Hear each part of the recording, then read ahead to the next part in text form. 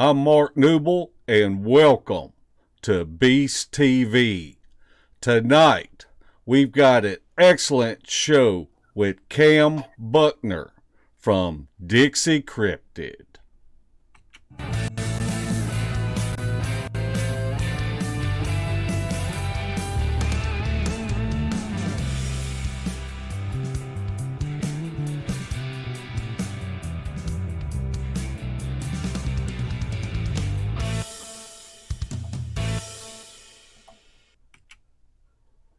You know 'em and you love 'em. Larry Porch II. How you doing tonight, Larry? Man, I'm doing great. I'm ready to get into this show, talk to Cam about some Bigfoot stories. Well, hey guys, what's going on? Cam, how you doing tonight? Oh man, doing great, doing good. It's been working all day. I just got off work just about an hour ago, and I would have kept working, but I'd rather do Sawdust Beast. So that's where we're at. Well, that puts a smile on our face. No doubt. When I think of Cam, I think of a mechanical engineer that's self-sufficient, an author, a filmmaker, but most of all, me knowing Cam personally, I think of a loyal husband, a devoted dad, and devoted granddad. That's what there's no way that I could just put Cam Buckner into one word. Oh, that's awful nice of you. And that's I don't know how wonderful of a husband and father and grandfather I am, but man, we have fun, so I appreciate that.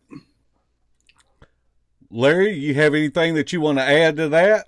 Well, I don't want to get him choked up like you did, but Cam is a good guy. We've known him for probably 3 years now? Yes. Well, actually, I had Shelly Reed look it up because we went on an outing together and we met Cam. It seems like it's been longer than that, but October the 6th, 2017 is when we met Cam. Wow. I remember meeting you guys. That was a fun trip. Well, who is Cam Buckner? Can you tell our audience a little bit about who Cam Buckner is? Yeah, I'm just an average guy who I don't know how to describe myself. None of us can. I know, but I just work a regular job and I'm happy all the time. I don't have any big issues, and I love my family, love my kids, love my dogs, and I'm just like you guys. We're just getting through the day, and but I remember that trip, and it's funny because before that I had only been interested in Bigfoot for about a year. And are you interested in hearing how I got? Well, that's what I was going to ask you, how old you were when you first developed an interest in Bigfoot. Well, first, it was when my boys were teenagers and they were reading all these survival books and stuff back in the 90s and the early 2000s. And I was real busy. I was running a big company at the time. And I was one of these fathers who was always gone to work. But whenever we'd get to hang out, I'd hear them talking and they'd talk about Bigfoot. We would go duck hunting we were hunting down in Brinkley, Arkansas for a couple of years. And they still talk about how much fun those trips were driving down there. And we talk about Bigfoot and, Dad, he's real. He's real. And I I don't remember what I thought about it, but I wasn't really that interested. But I did listen to, and it's because they did, but they used to love Art Bell on Coast to Coast. And so a lot of times we would head out to the duck blind at 2 or 3 in the morning just to get down there. Now we may stay all weekend, but, and we'd listen to Art Bell and he'd have Bigfoot shows on, and it was real interesting to me, but I read about it now. And of course, we have all kind of stories that I have access to now, but it just kind of, it was just something to talk about. And then I go back to work, but it was about 4 years ago, about a year before I met you guys. And my grandchildren live over in Arkansas, or 2 of them do. And I had gone over there to get them. They come and stay with us in the summer. And we were looking for some kind of podcast or something to listen to. And I was trying to find something the kids, and at the time they were, 7, 8 years old. And we ran across Matt Knapp's channel, and I didn't know who he was at the time, but I hit this one YouTube thing and I had it on the car speakers, and here's old Bear telling some stories, and I thought, this is great. And we listened to a Bigfoot Crossroads show all the way from Arkansas through Memphis, and then we picked up another show from Memphis on into Mississippi, where I live, until we got home. And it became a kind of a ritual. Whenever I would go pick them up to come stay with us, they would say, Papa, turn on that Bigfoot show. And so I just got kind of interested in it. And then I remember it was 6 months after that, I got to where I was listening to it on my computer at work. And that's the only thing I listened to. I didn't search out Bigfoot stuff or anything like that. And I just liked that show. I still like it. And they would talk about a Facebook page. Well, I got on the Hideout's Facebook page, and I never would. I think I asked a couple of questions, but I was being silly. I wasn't being real serious about it. Like, how do they keep bugs off of? How do Bigfoot keep ticks off of them and things like that? And somebody would always answer. They had a theory on it. And then one day, Bear put out an invitation for anybody that lived in Mississippi. They were going to have an outing, and if you wanted to go, send him a private message. And so I was telling my wife about it. She goes, "You got to go, because who in the world gets to go on a Bigfoot expedition?" No, regular people just don't get. You never run into groups like that. You just don't run into them because there's so few of them. So I got in on that trip and pulled down there, and I've told this story to several people, and I was a little nervous because I didn't know anybody, and I went down there by myself, and I have never been greeted and so warmly welcomed by a group of people in my whole life. I'm talking churches, any kind of activity where there's a social gathering or whatever.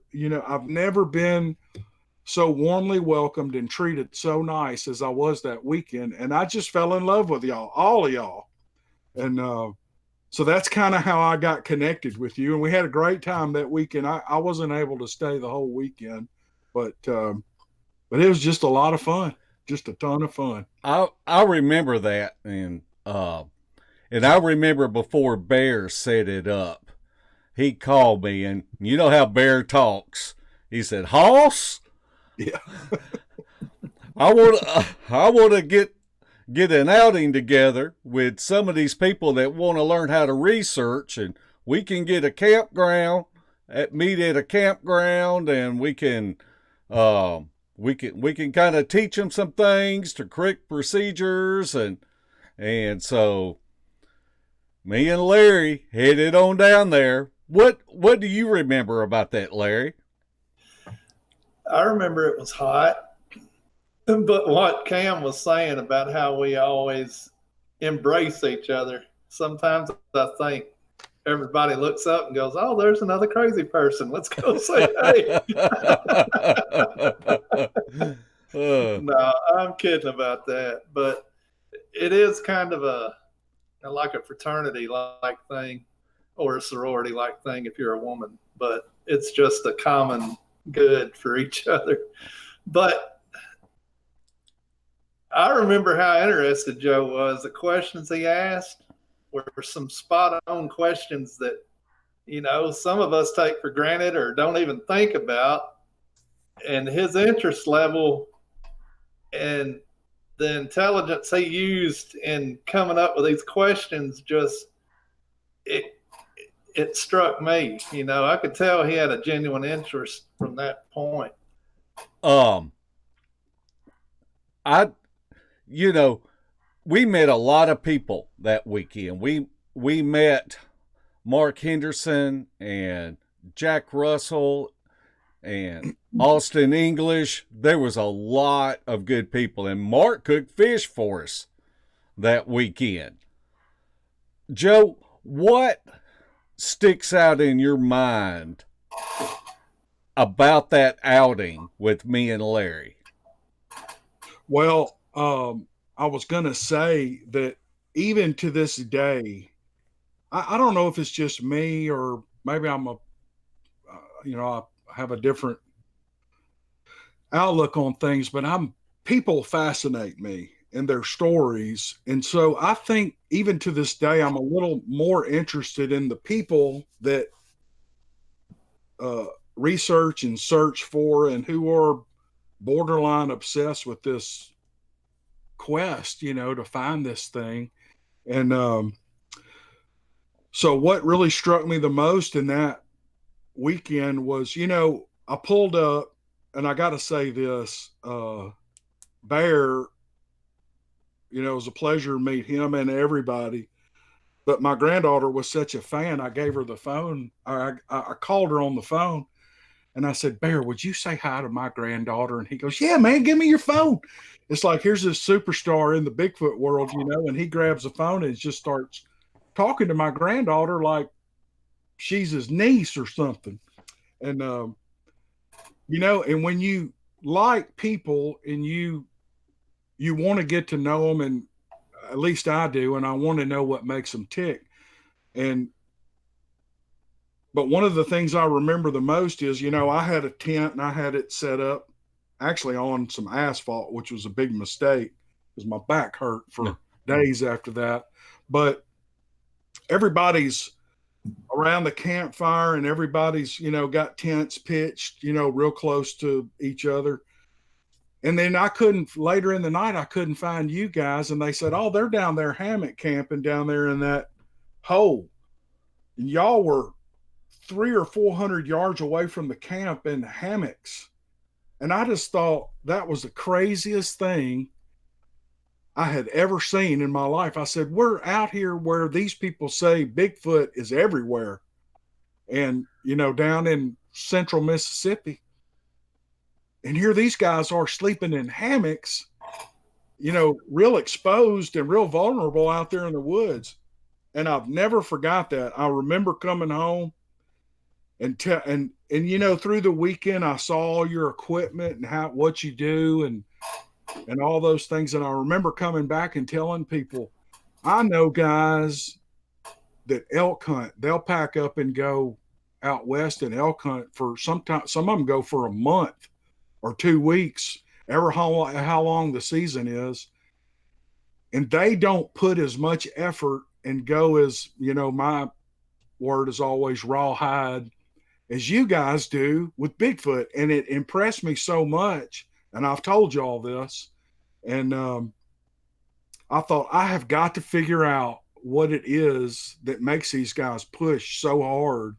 So meeting all the nice people and then watching you, Mark and Larry, the way y'all did that first weekend, it blew me away. And I stayed after you. I've stayed after y'all ever since then, trying to figure you out. Yeah, and it's not like Larry and I were hammock camping right beside each other. Like you said, we were about 300 yards down the road, and Larry was on one side of the road, and I was on the other.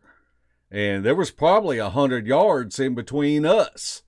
So we were pretty much we were on our own out there. Yeah.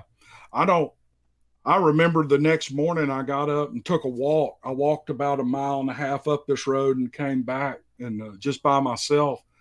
And I looked, y'all were down in a hole. I mean, it was like, I couldn't have got there from where I was. I don't even know how you got down in there. And, I thought these guys are crazy. They're crazy. But yeah, that's what I remember the most about that trip. Okay, let's change gears just a little bit, Cam. And I want to know what the catalyst was that motivated you to start Dixie Cryptid. Oh yeah. Well, again, I'll just tell you, my interest is more in the people who search for Bigfoot and have had encounters than it is in Bigfoot itself. And somebody made a comment the other day. I get a lot of comments on my videos about, or I'll get emails, why don't you show pictures and, show evidence and stuff like that. And I got to thinking the other day, and my channel is really more about the people than it is about Bigfoot. And so all that aside, I just listened to all these stories. I've heard stories from my grandfathers and my dad, and I've always probably kind of been that little kid that, sit on the tailgate of a truck. Like this time of year, it's hot outside and you're out there barefooted, and you've been running around all day, and you start hearing the men telling stories to each other. And I was the one who would always just sit there real quiet and listen to these guys tell fishing stories or whatever.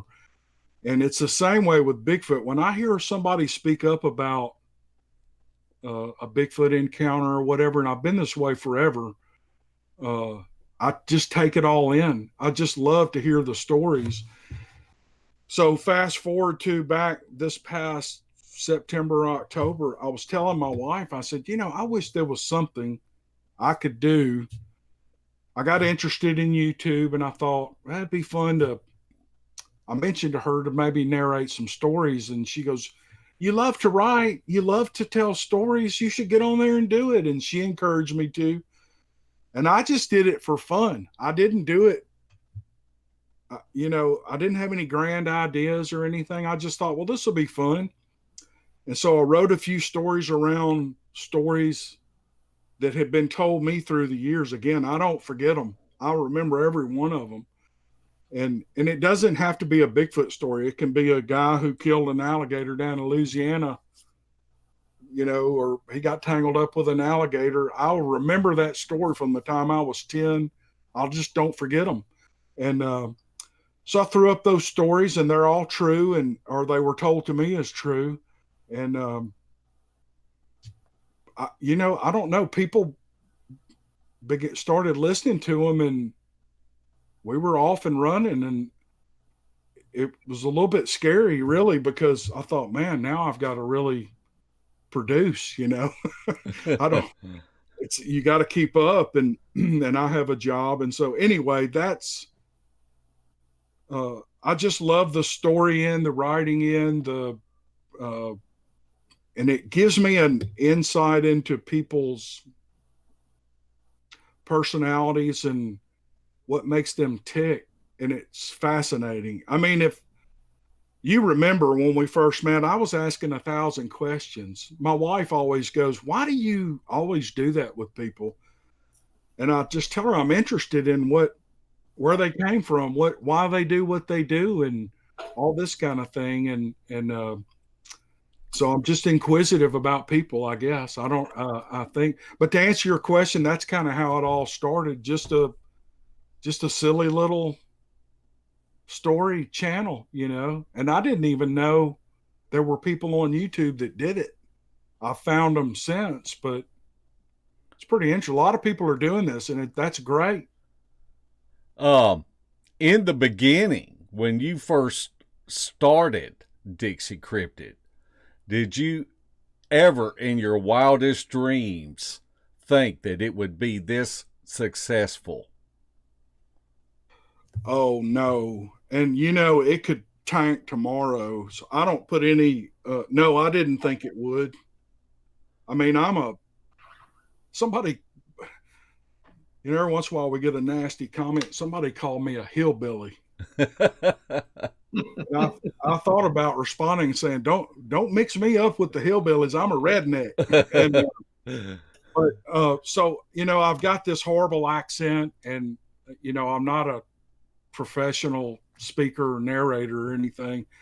And I get so many nice comments about people who like my voice and accent. A lot of people from Australia like our accent, guys. Did y'all know that? Yes.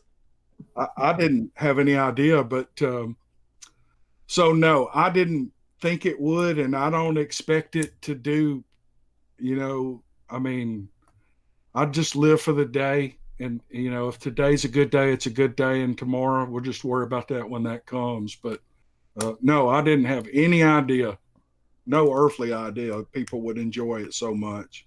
What did your family think about the success you've had with it? My wife, she encourages me all the time. She's pushing me on.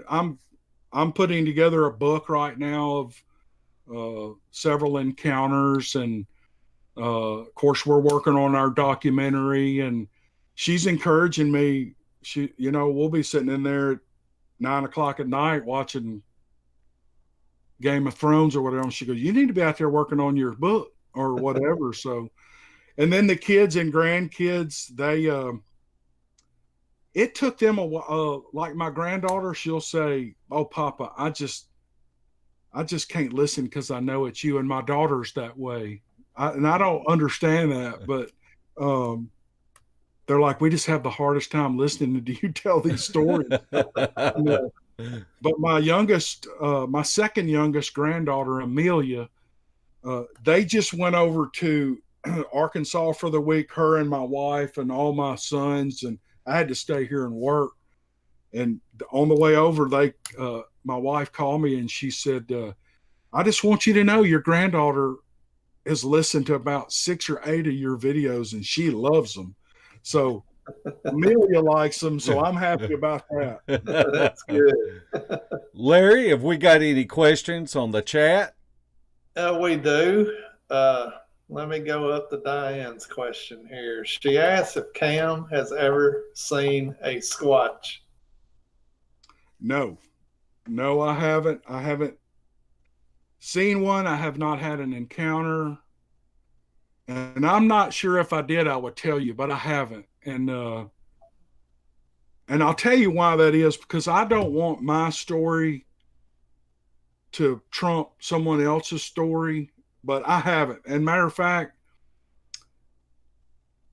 I think we probably had some bit of an encounter on this trip that I went on with you guys. We can talk about that later, but y'all remember that morning we woke up and we heard that stuff down in the creek, and then Eric looked up. Eric could see it. I couldn't see it, but well, I'll just go ahead and tell it. It was early in the morning and cold. I mean cold. And we had been in those hammocks all night. I was freezing all night, and getting up, drinking coffee, trying to get moving. And this huge, it wasn't a piece of ice or a little rock. It was something big hit the bottom of that creek. And I know rocks slide out and ice will break off, but this thing, it was like from midair and it hit the creek. Y'all remember that? I do. We all turned and looked. It was almost like an explosion. But what I'm saying is a rock will slide and you'll hear it rolling and tumbling. And but this thing never hit anything. It just crashed, and it didn't just roll off the edge into the creek, or it wouldn't have made that much noise. And so what I'm saying is it had to come from a long distance, and it's like something was trying to get our attention. Now, I don't know what it was. I really don't know. And then we had those smells that afternoon. And so I guess to answer Diane's question, no, but maybe we had a little activity on that weekend. Yeah, we'll get into more of that a whole lot later. And because that was really a good trip. Are there any more questions, Larry? There are 2 questions. One of them should be easy. What episode of Dixie Cryptid had the picture of the gun with the Bigfoot skull on it? Oh, man, I'd have to look at it. All right. I can't remember. I think I've got over 60 videos up now. And I get emails now and people go, hey, what was that story that, this, that, and or other? And I'm like, oh, I can't even remember. I'm sorry, I can't remember that one. All right. Anthony Long wants to know, what do y'all think of Dogman and how many Sasquatches have y'all seen? He's talking to you and Mark Nebel. Well, I think I just answered that. You didn't answer about the Dogman. Oh, I've never seen anything like that ever. Never heard of anything like it until I got to reading about Bigfoot stuff. Well, I know Larry and I have never seen any type of evidence of these man dogs. I know that we have set out so many recorders and reviewed so much audio, and LBL is supposed to be the dogman capital of the world. And we probably have captured 7,000 hours of audio and reviewed from there. And there's not but one animal vocalization that science doesn't recognize. And that's what we believe are boogers or Bigfoot. And so I am always open to anything, but you have to convince me. And I just haven't seen any evidence on my own that's convinced me. And that's just my personal view. Larry? All right, Cam, this is from one of our close friends that's been on an outing with us. Has there ever been a story that stands out to you or really grabbed you that you've come across? Oh, yeah. I mean, I'm actually writing a 30 to 40,000 word novella on a story that I heard several years ago. I grew up duck hunting down in North Mississippi in the Delta around Tunica and Flower Lake. And you meet all kind of characters in the Delta. They're just, it's a real special place. And some of them are kind of crazy, but this guy told me a story that blew me away, and it's always kind of creeped me out. I've never shared it on the channel. I kind of saved it for the book. And so there's that one. And, all of them are really interesting. I'm going to narrate one here in just a little while that was sent to me by a woman in West Virginia that it's not real in your face type of a Bigfoot encounter, but it was, I don't know, the imagery of it when I read it, I could just see it. And so, yeah, I mean, they're all really good, but that one that guy told me in duck camp that year was crazy. And it's a lot of history behind it. And this guy he just knew too much about the history of this. And for there not to be something there. One thing that I really enjoy about Dixie Cryptid is how you interact with your viewers, especially the youngins that write you and want to know, more about it. And I know me and you, we were coming back from a trip, and it was like a 6-hour drive we were doing, and you were just constantly getting on your phone and interacting with people. And I don't know, that just impresses me about you. You mean in the comment section? In the comment section, yes. Yeah, I just figure if somebody's going to take the time to comment, it's gotten so that it would take 8 hours a day to do it. But I read every one of them, and the ones that really I love people with a sense of humor, and when people joke with me, I usually always respond because, we're not from that generation where people got offended by everything. And when people razz me and joke with me or make a joke about a video or whatever, I actually love that. And then there's so many people that leave nice comments. It's just, it just blows me away. I don't even know.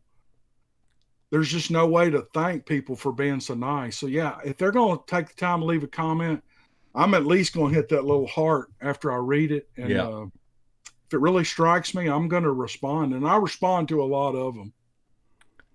Are there any behind the scenes stories that you can share where you've interacted with other people?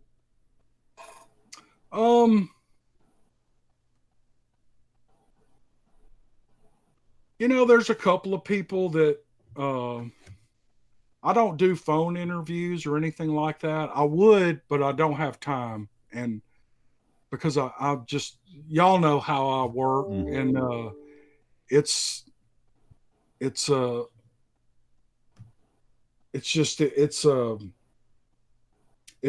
lot of people want to talk, and I just don't have the time to do that. But there were a couple that people, I interacted them back and forth through email, and we wound up talking. And some of these, there's a lot of people who they kind of nix the woo thing, which I'm not even sure what the woo thing is, but that's how smart I am about Bigfoot. But I think it's the paranormal side. Am I right?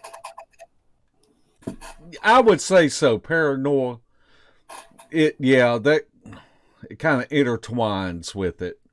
Well, I talked to a guy who swears that he sees them a lot, and he's been out west to see them. And, I'm not saying it's true or not true, but to hear him tell it, it's fascinating to me, because he is as sincere as anybody I've ever talked to. So, I don't make a judgment on it, whether it's true or not. I'm just saying that the man is fascinating. So that follow-up was, got pretty interesting. But there's not a whole lot of behind the scenes. What you see on my channel is what you get. What you hear is what you get. That's what I got. That's what you're getting. And, so not a whole lot of behind the scenes stuff, really. Larry, do you remember the 2 dogs and food review videos? Yes, I do. And the straw gardening, all of it. I watched every video Cam put out. Yeah, I got my dad hooked on it. I mean, he just loves gardening. And I'm going to tell you, Cam is an excellent drone pilot. I just admire his skills when it comes to drone. Now, I know you have had to throw one away, but but you do a great job as a cameraman.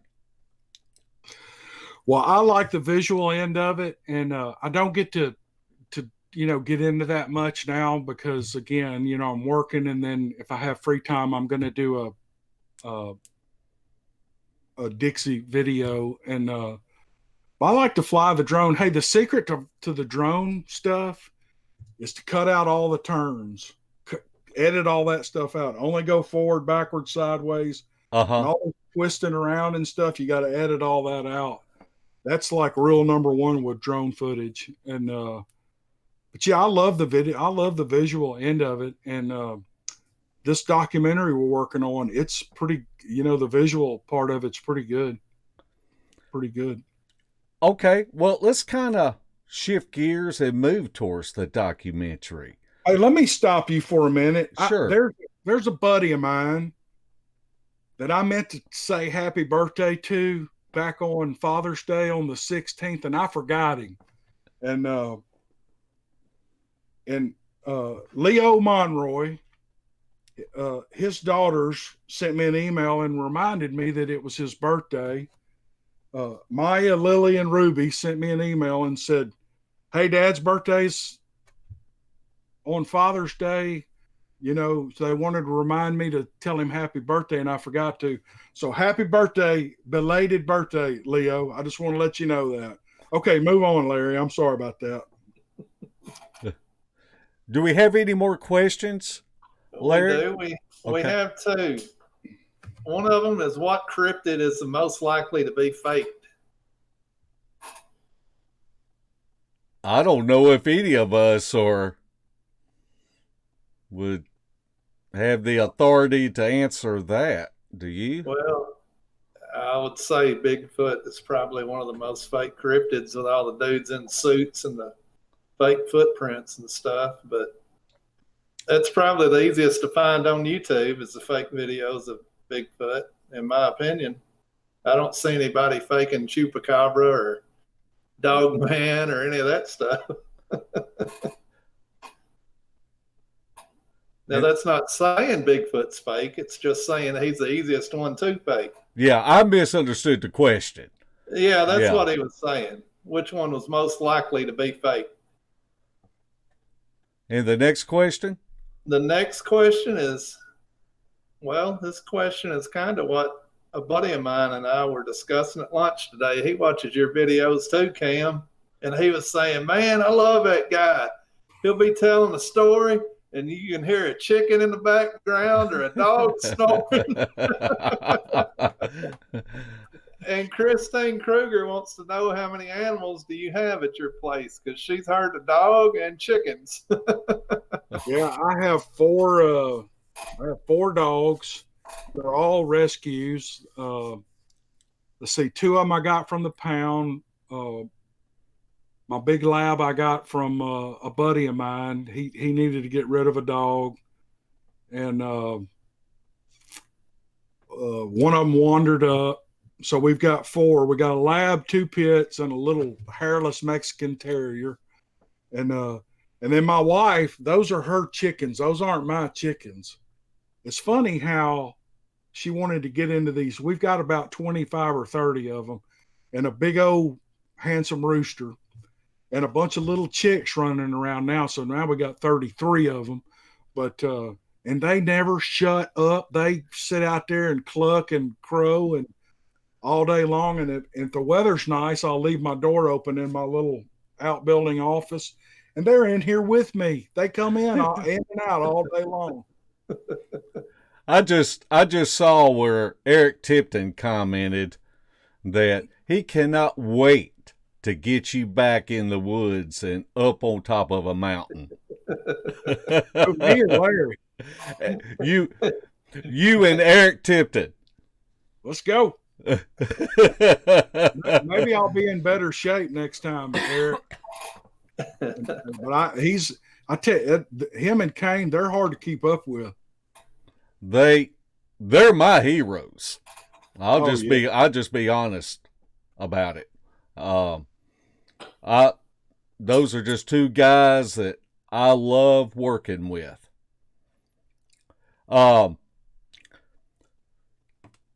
We went on a primitive outing and you came with us to film it. Now, tell us about your vision and the angle of direction you foresaw in making this documentary on Bigfoot researchers. Yeah, well, first I'm about halfway done with the editing and post process, and so I wanted to have it out by now, but I've actually got a sample of it sent off to a film distributor that I haven't heard back from. I'm hoping they'll take us on. They'll think it'll be good enough that they'll take it on and distribute it. What they do is they distribute it through all the media sources like Amazon, and they try to get you a deal with Netflix and stuff like that. I don't know. I doubt we make anything like Netflix, but so that's where we are on the film. But my vision was, there are a lot of amateur Bigfoot documentaries out there, and there are some professional ones. More so than not, the professionally done documentary type films are there to make fun of the Bigfoot people.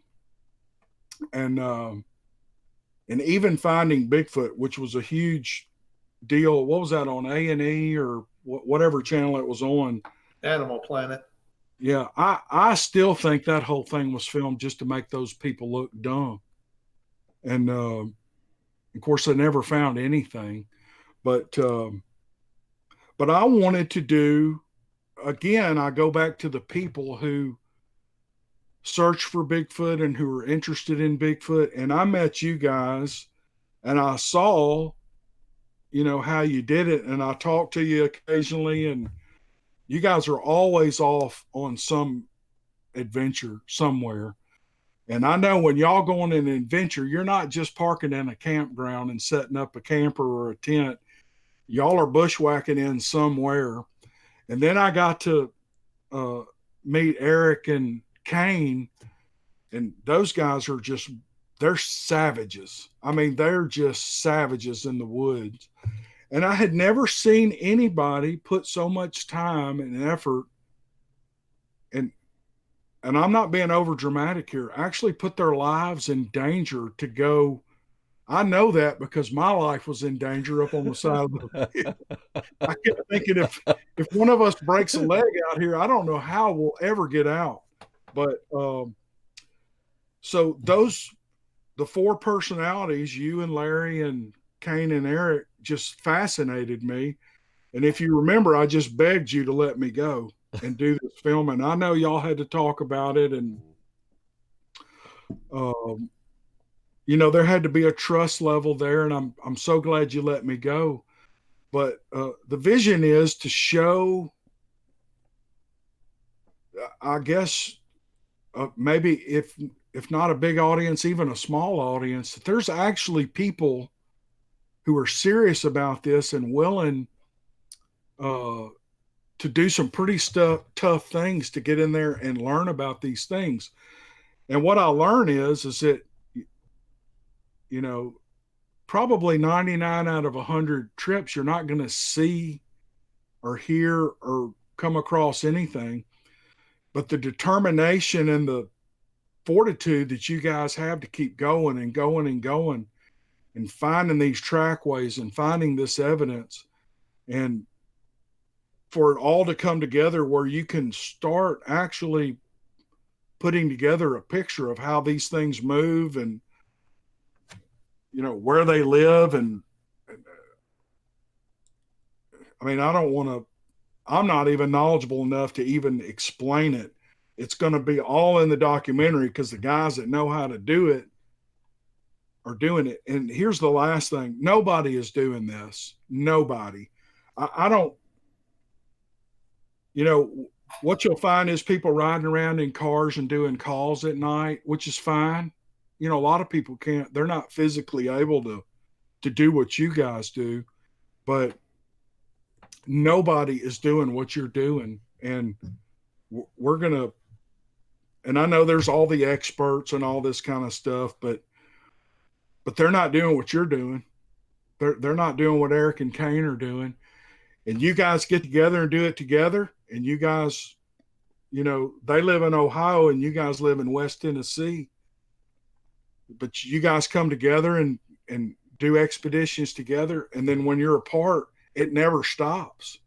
I mean, Kane and Eric they're out every weekend or every other weekend doing this really hard stuff. And I know you guys are too.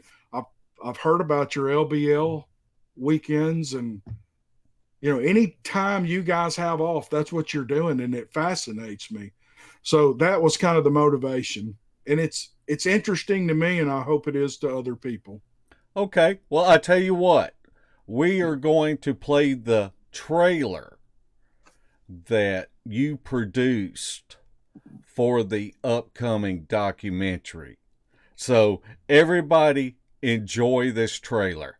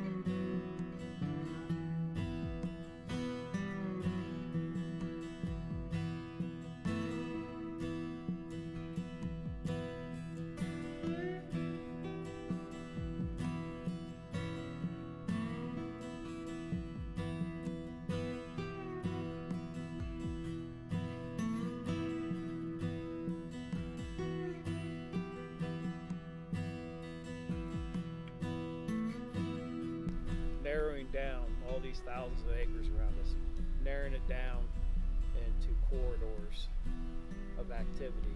No other animal that science recognizes that makes this type of vocalization. So, what is it?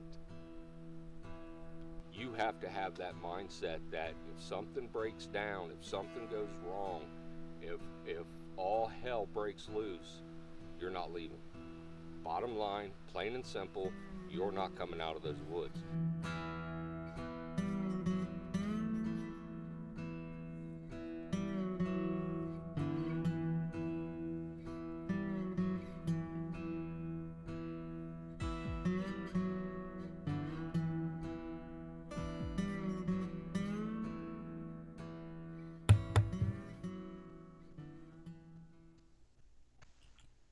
Man, what an awesome job you did on that trailer, Cam. I don't know. We did the premiere for that trailer when Eric Tipton and I spoke at the Oklahoma Bigfoot Symposium. And the response that we got from that trailer, and it was premiered there, and people just loved it. It's just captivating. I have shown that to my friends in church. Hey, come on, let's go back in this classroom. Let me show you something. And everybody loves it. It's just, you did an awesome job on it. Well, I hope the film is, twice as good. And I'm spending a lot of time on it. And, we're buying music and we're doing all kind of stuff to try to make this a good, informative kind of thing. But, it's just, I wanted it to be something that I would want to watch. And I just don't want to watch, somebody walking through the woods with a camera. I wanted to do something that was interesting, and as little as Bigfoot shows himself, the next best thing is the guys who track him. And again, who doesn't want to watch four savages bushwhack through the woods and hear their philosophy on how they track these things? And I'm telling you, it just blows me away how dead serious you guys are about it. Well, I remember when you first approached me with this, and I had two absolute non-negotiable requirements. And I had one petition. And one of the non-negotiable requirements was only you could go with us. I wanted just one cameraman in there. I didn't want it to be like the TV shows where they go in with a crew of 25 people. And because as far as I'm concerned, that scares everything out of the woods. And my second requirement was that we would not be setting up scenes or recreating scenes for dramatic effects. And I really appreciate the way that you responded when I told you that. You said, look, Mark, I'm just going to be a fly on the wall. And that sold me. And so I talked to Larry about it, and Larry was gung-ho from Jump Street on it. And my petition was that I wanted to include Eric Tipton and Kane Michael, because it just seems like when us four get together, we just mesh so well as a team. And we always have success. And we had to shoot down Larry's petition. He wanted to have with us a 20-something-year-old female Filipino makeup artist. But I'm sorry, Larry, but I don't think that would have worked. You better tell Debbie the truth right now.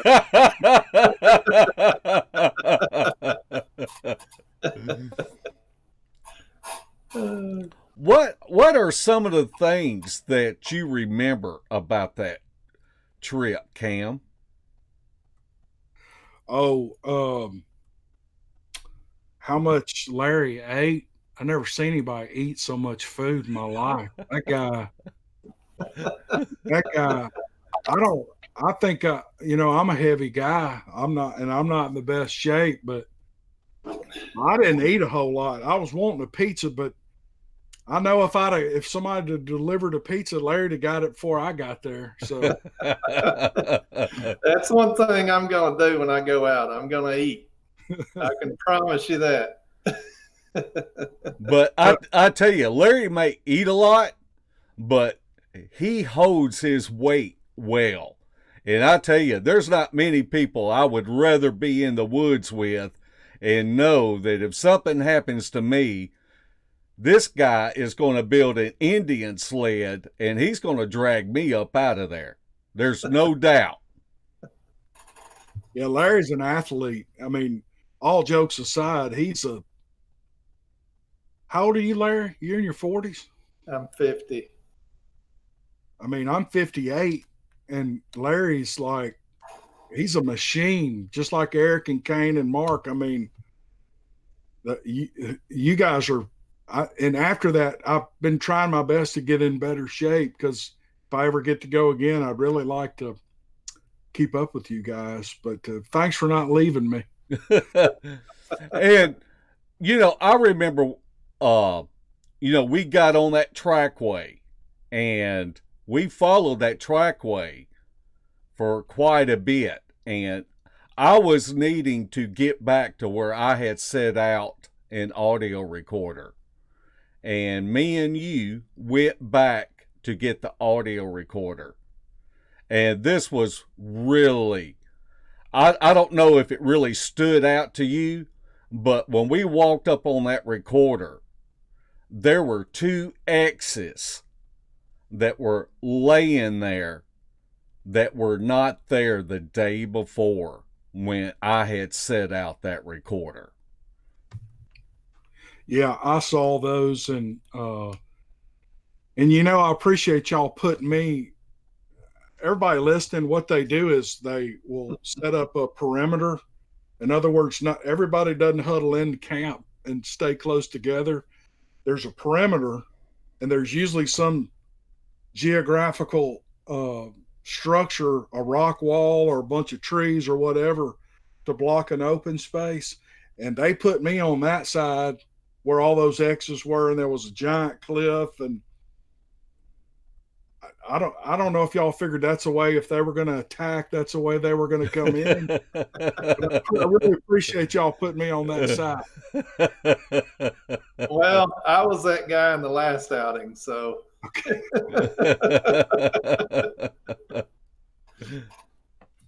I mean, we're 30 or 20 or 30 yards apart in a big perimeter, and it was you know, and I really enjoyed the whole trip. I mean, it was hard, and as far as we went, and those mountains are, you know, the Appalachian Mountains, the leaves never stop falling.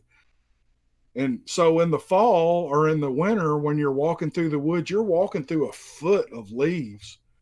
And then there's all those rocks and those rot out stump holes and stuff. I mean, it's treacherous. Yeah, and it's dangerous because you can step on leaves and there could be a rock full of moss underneath it, and it's just slick, you know, and you know, you're walking on the edge of a shelf that drops down 85 feet. So Larry kept telling me, just scoot your foot and feel that rock. Then when you feel it, just step to the side of it. And I tried to do that, and hell, I about killed myself even worse doing that, Larry. Well, Larry's method didn't work in Arkansas because I wound up laying on my back in the middle of a creek. You know, I know we've talked about this, but there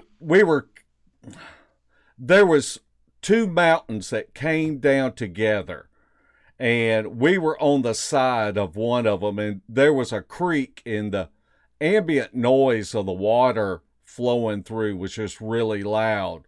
But we had 76 what we believe were tree knocks in those 2 nights that we were there. So that's pretty good activity. Yeah, and then we had that rock thrown. That blew me away. I mean, it was like, I know you were picking up those tree knocks on your super sensitive audio equipment, but I didn't hear many of them at all. But probably because I was asleep. But that rock that morning, you know, I mean, I'm not a super woodsman, and I'm a river rat. I'm a Delta boy. I don't know much about the mountains and all that stuff, but I've spent some time in the mountains, and that noise and that quiet, still morning, and then Eric running over there, and he's pointing up there, and he can see something running up straight up that mountain. I mean, it was unreal. I'll never forget it. Yeah. He said it was bigger than a bear and upright, and it was black in color. But because of the trees and watching it going in between the trees, and it got to the crest of that mountain and it just went over. And but that's just awesome stuff, and I'm just so glad you were there to experience that. Yeah, it was you know, it's just one of those things you can't explain, and then you're there for the reason we're there, and that happens. And it's I mean, I don't know if I'd have had Bigfoot on my mind if I would have thought anything about it, but I know rocks don't slide. You know, when they slide, they make noise coming on down the mountain. And that rock was thrown. There's no doubt in my mind something Yeah. threw that rock. Yeah. And it takes thumbs to throw. Yeah, bears don't do that. Yeah. Yeah. Have we got any more questions, Larry, before we move on? Cajun Jules asking what each of your wives think about y'all investigating. Do they support your endeavors? Well, let me start off by saying that's how come I don't have a woman.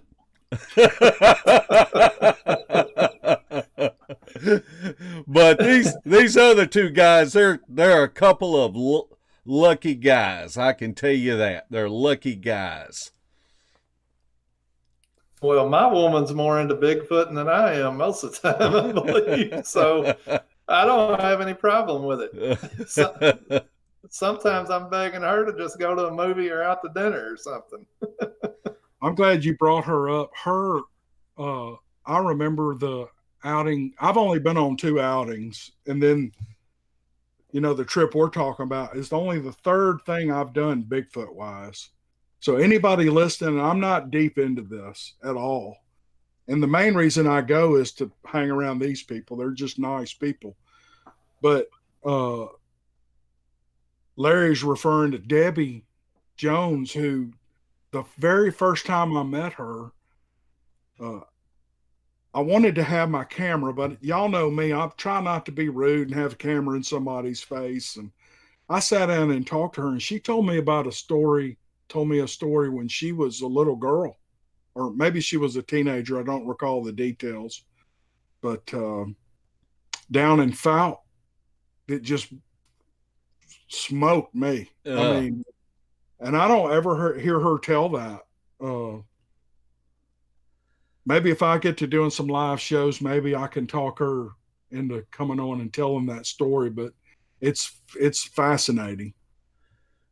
I tell you, Debbie, I've seen her do things that most grown men would ball up in the fetal position. I have probably spent maybe 500 hours with her in the woods, and if I just have a lot of respect for Debbie. She is just somebody that you want there with you. She is so observant, and she brings so much to the table. I heard her in the All the Sisters of the Moon on I guess it was Bigfoot Crossroads a couple of weeks ago. They are the funnest group of people from my end to listen to. I know they got to be a hoot to be around. So, well, I asked you the other day if you would be willing to read us a story live on air like you do on Dixie Cryptid. And fantastic. Can you kind of alluded a little bit at the beginning of the show with a little background, and just give us the background before you start reading the story. Yeah, this is a story that I got early when the channel the channel's still pretty young, but it's probably within the first couple of months. And this man had emailed me 2 or 3 times, and he was telling me that his mother was very old and that she had experiences when she was younger. And she didn't tell many people, and she never made a big deal out of it. And her name was Patricia. And I've had this story for several months. And anyway, I got word from, we actually put it up on the channel, so it's already in a video. But a few weeks, it wasn't long after the video came up, Miss Patricia passed away. And I was so sad to hear it. But the story being so special, and then that, all that happening, her son Mark sent the story to me. And but this is actually one of my favorite stories. Now it's not a big in your face kind of story of a Bigfoot attacking or stealing a deer or whatever. But the way she writes this, I can just see it all in my mind. And it's pretty short. If you don't mind, I'll just go ahead and do it here. She wrote to me, she said, originally I grew up in the town of Wyoming, West Virginia. Where I grew up, there was nothing but mountains for miles in every direction. For years, they didn't even have street lights on the corner. During that time, I had many encounters with Bigfoot. It was around 1976, and I was around the age of 21. And every year when the seasons changed, me and my family would hear loud, inhuman screaming coming from the holler near the old dump. After the dump finally closed and the screaming seemed to be more frequent from the holler near my home, I remember the first night I heard it made my blood run cold and my hair stand on end. I would often find myself staring out the window with every light in my home out, trying to see what was making that sound, but to no avail. One night, I was sitting in bed, and in the middle of the night, I had spotted something coming from the holler. The moon was full, so I could easily make out 4 large creatures coming into the nearby cornfield. Can you all just see that in the moonlight? Can you see it? Yes, yes. My heart felt as if it had dropped to my feet, and at that moment, I found myself unable to move from that spot at the window, staring at their large forms. They stood from around 8 to 9 feet tall, and they were covered head to toe in long hair. And my dog Red began to bark at the figures as they made their way down near my neighbor's house. I could not see what had happened as he ran over to where they had walked to. I heard his loud barking echo, followed by a loud whimpering that soon went quietly with a yelp. It wasn't until the morning when we found Red laying beside my neighbor's trailer with a large bite wound in his back. The following day, a news article reported that a police officer had a Sasquatch throwing rocks at him from the other side of the river. Of course, the event was later brushed off as a large crane, but most likely to keep people from panicking. But I will never forget what I saw, even to this day. If you go up into that area, you can still hear loud screaming late at night. It seemed that many of the townspeople have experienced similar encounters, but many of them have grown accustomed to their presence. And she went on to write, thanks for listening to my story, and sincerely, your biggest fan, Patricia. And Patricia's passed away now, and maybe her son, Mark, will see this live broadcast if you put it up later. But it's one of my favorite stories. I remember when I first got it, I know everyone has looked off in the distance in the moonlight, and you can't see in detail, but you can see deer, dark figures moving through fields and stuff like that. And imagine 4 big 7 to 9 foot creatures coming out of the woods, moving down the rows of corn. I mean, it would just be, how do you even describe that? And there's no reason to doubt this. This story is from a woman, I think, who was in her late 80s when I got it. And so anyway, I just love her for sending it. Her son and her kids I'm sure love Miss Patricia. Mark was taking care of her at the time. And again, about 2 weeks after this story aired on my channel, she passed away. So we're lucky to get this. So anyway, I hope y'all enjoyed that. I remember when you put that story out, when you released it, and it is a great story. And it's not all, like you said, it's not always the stories that are in your face. And I know that we talk a lot, and if you're talking to people about encounters and they've got all these, they could tell you all these details, and that's what shoots up red flags to me, because whenever something happens, it's hard for your mind to process everything. And so that's just something that I kind of look for when hearing stories. And that's just such a believable story. And you can tell that, it comes from her heart, when she wrote it. And I'm just glad to hear it again. I've read hundreds of these, and I've got hundreds to do, and we've probably done 100 so far. And my take on it is these encounters are usually very brief. They're not, obviously, this is a creature that does not want to be seen. And the encounters are brief. And I think Bigfoot just slips up, or he gets distracted with some food he's found or whatever, and while he's distracted, I think a lot of times is when these people walk up on him. And I've heard Eric Tipton talk about that. I've heard Kane, you guys talk about that. But this is one of those encounters where she's in her house and she can see them moving, and we don't know how long it lasted, but I'm assuming they're coming out of a wood line or a tree line, moving through a cornfield, 4 of them, moving to her neighbor's house. She sees them walk all the way across. She got to see how they moved, how they, it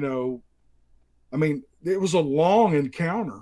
And of course, her dog gets bit, and we don't know what happened to Red, and I don't need to know. I don't need to know all those details. Right. And but if you just analyze a story like this and you think about it logically, this is one of the better encounters because it lasted, let's say it lasted for 60 to 90 seconds. And most encounters don't last that long. Yeah, they're usually 5 seconds or less. Yeah, if a Bigfoot looks up and he sees you, he's going to move away. Yeah. Or if he feels threatened, he's going to, some people say they'll come at you. But yeah, I've always loved it since I got it. And I think it's one of those stories I'll just hang on to and remember for the rest of my life. Yeah. Larry, do we have any more questions? Well, we've had a special guest come into the chat room. I saw that. Say, he proudly, Owen Sullivan proudly says, "That's my papa." How about that? Welcome to the chat room, Owen. Hey, Owen. And we love your pawpaw. We love him. Oh, man. Well, we're about an hour and 15 minutes deep in this. I cannot believe this much time it's just flown. But I'm not looking at the comments, but I peek over every once in a while and I see Dan Rickey. Now, if y'all ever want to hear a good story, Dan Rickey is a storyteller. He is one of the best storytellers I've ever heard, and he's got 1 million of them. That's for sure. He does have a lot of good stories. I remember Larry and Shelly Reed and myself, we went to Dan and Vicky's house, and we videotaped Dan telling some of the Oklahoma Indian stories, him and Vicky. And I think I made about 4 or 5 videos out of the stories, and he had a PowerPoint going. He was prepared. He had his little iPod and projecting it to the big screen TV, and you're right, he's an absolutely fantastic storyteller. But I remember Matt Knapp called me and said, how in the wide world of sports did you get him to say that on video? I have been trying for years to videotape him telling some of these Oklahoma Indian stories. And, but yes, we love Dan and Vicky. Well, Dan's not just a good storyteller. He soaks all this stuff up. I mean, all these years that he's been interested in this subject, I think he's a little bit like me. Dan's got a lot of field experience, but I think he's one of these guys who could just sit around and listen to some of the native people or anybody tell a story, and he never forgets it. He just remembers it in detail forever. So it's impressive. I think Dan was a pilot for 40 years. And I think it'd be great to have Dan on here talking about some of the incidents that he's had happen while he was flying, because this guy, he can tell a story and you will be mesmerized by listening to some of the crap that has happened to him in an airplane. You will just be rolling on the floor. It makes me laugh right now just thinking about it. We love you, Dan, and we love you, Vicky. And they will be on here sooner or later. Yeah, And we got Dan he's like one of these adventure junkies. You know, these guys that base jump and do all this crazy stuff. That's Dan right there. Yeah. Yeah. Well, we're going to have to start wrapping this up, and we don't want the video to be too long. And we want to ask you to like our page, to share it, to comment on it. If there's anything that you would like to hear us talk about, if there's anybody that you would like for us to talk to, then just put it in the comment section. And we've got Debbie Jones helping us now with this, trying to set up future shows. And so contact us in the comment section, and you can expect to be hearing from Miss Debbie. We want to remind everybody that we do have a Facebook page, and the page is pretty much dedicated to evidence and the protocols that researchers should be using as far as like reviewing audio, pictures, photographs. We have a great team, and we all work well together. And so just go there. Also, Cam has his Dixie Cryptid Facebook page. He also has a website. And so we encourage you to go to his page and check out his Facebook page. Larry, is there any more questions we should address before we leave? I don't believe so. I think we covered all of them. We just want to thank everybody for tuning in and thank Cam for joining us. It was a great show. I didn't even have to talk but a minute or two. Probably because I talk too much. No, that's great. You were bottled up from the last podcast, weren't you? All I can think of is a fang. I knew that'd make Cam roll back. Cam, do you have any closing remarks before we go off the air? No, just I appreciate you guys inviting me on. I've enjoyed it, and just a lot of fun. Always, always, nothing but laughs and a lot of fun with you guys. I appreciate it. Well, thanks an awful lot for coming on, and just remember to comment and like, and we hope to see everybody back next week. So, good night, everyone. Good night.